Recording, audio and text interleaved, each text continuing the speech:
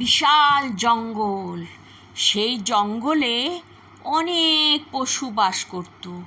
অনেক পশু, অনেক পাখি, সবাই থাকতো এই জঙ্গলে।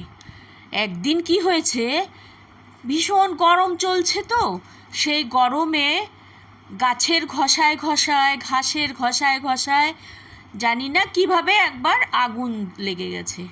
যখন আগুন লেগে গেছে তখন তো জীবজন্তুর বাঁচার জন্যে হাহাকার মচে গেছে। যে যেদিকে পাচ্ছে সে সেদিকে পালানোর চেষ্টা করছে, কোনোভাবে পালানোর চেষ্টা করছে। তো এইভাবে পালাচ্ছে, তো একটা বাঘ সেই জঙ্গল থেকে পালাচ্ছে। পালাতে পালাতে হঠাৎ বাঘটা দাঁড়িয়ে গেছে, দেখছে একটা পাখি। সে পাখি ও আগুনের ভয়ে জঙ্গলের থেকে বাইরে বেরিয়ে এসছে, কিন্তু একটা পাখিকে দেখছে সে আগুনের দিকে যাচ্ছে।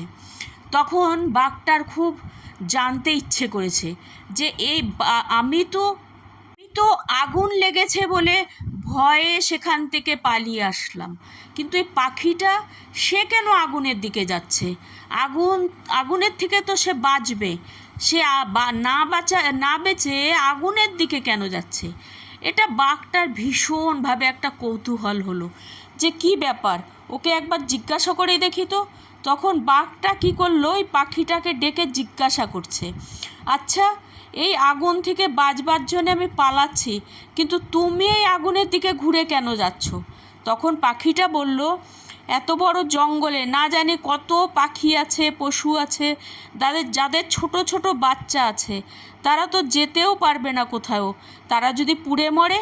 তাই জন্যে আমি কি করছি, ওই নদী থেকে একটু একটু করে জল এনে আমার ঠোঁটে এই আগুনের মধ্যে আমি দিচ্ছি, যাতে আগুনটা নিভে যায় আর সবাই বেঁচে যায়।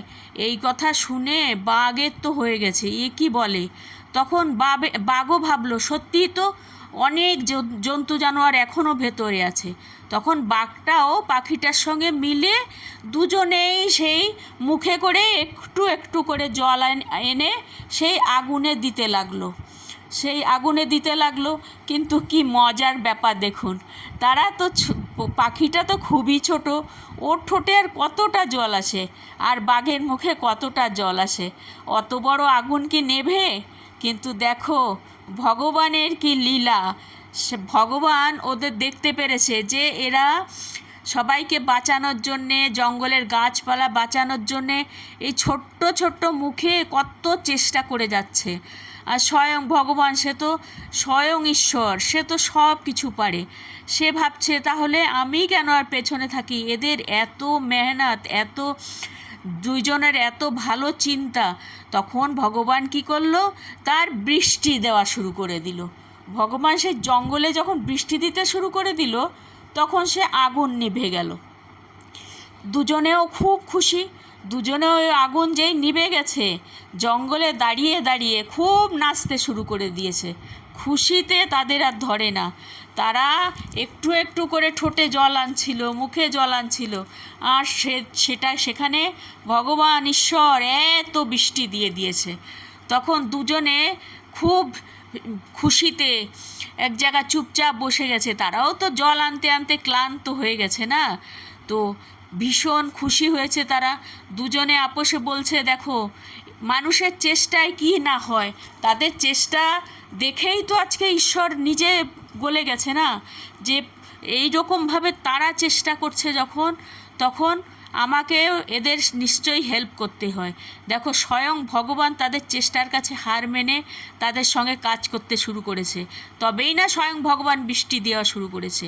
আর ওরা সেই খুশিতে দুজনে খুব খুশি হয়ে, যে সবার ভালো হয়েছে, মঙ্গল হয়েছে, এই ভেবে দুজনে খুশি হয়ে বসে নিজেদের মধ্যে কথা বলছে। দেখো সবার ভালো হলে নিজেদেরও ভালো হয়, আর নিজেরাও খুব খুশি হওয়া যায়। যে কোনো ভালো কাজে নিজেরা খুশি হতেই পারে। এরকম যদি ছোট ছোট কাহিনী, খুব সুন্দর সুন্দর শেখার মতন গল্প আপনারা শুনতে চান, তাহলে নিশ্চয়ই সাবস্ক্রাইব করবেন, লাইক করবেন, আর কমেন্ট অবশ্যই করবেন, কেমন লাগছে এটাও বলবেন। ছোট ছোট গল্প এরকম আপনাদের শোনাবো যে সব শেখা যায়। আপনারা বাচ্চাদেরও শোনাবেন, যাতে এই সব গল্প শুনে শুনে বাচ্চারাও কিছু শেখে, বাচ্চারাও ভালো কিছু ভাবে। আমি এই বাচ্চাদের জন্যেই কিছু চেষ্টা চালিয়ে যাচ্ছি, বাচ্চাদের গল্প শোনানোর জন্যে।